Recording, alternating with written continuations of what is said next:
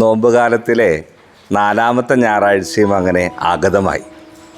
മത്തായിയുടെ സുവിശേഷം 21-ാം അധ്യായം നാളെ നമ്മൾ വായിക്കുമ്പോൾ മുന്തിരിത്തോട്ടത്തിലെ വചനഭാഗം ഈ നോമ്പുകാലത്തോട് ചേർത്ത് വെച്ച് നമുക്കിങ്ങനെ ചിന്തിച്ചാലോ.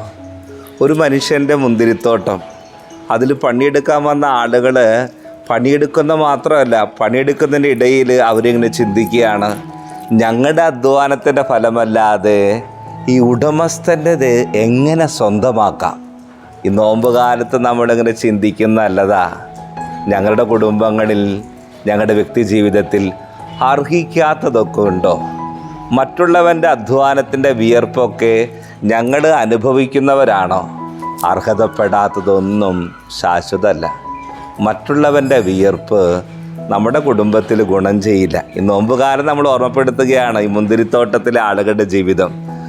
അന്ത്യവിധിയെക്കുറിച്ചൊക്കെ ഓർമ്മപ്പെടുത്തുന്ന ഈ വചനഭാഗത്തിൻ്റെ മേഖലകളിൽ നമുക്ക് ചിന്തിക്കാം. നോമ്പുകാലത്തിൻ്റെ പാതി പോലും ആയിട്ടില്ല.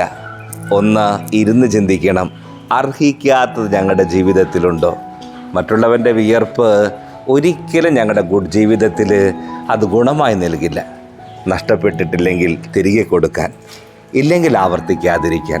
സക്കേബോസിനെ പോലെ ഞങ്ങളുടെ ജീവിതത്തിലൊക്കെ അങ്ങനെയൊക്കെ വന്നിട്ടുണ്ടെങ്കിൽ അത് അർഹിക്കുന്നവർക്ക് തിരികെ കൊടുക്കാൻ ഈ ദിവസം നമുക്കൊരു തീരുമാനമെടുക്കാം.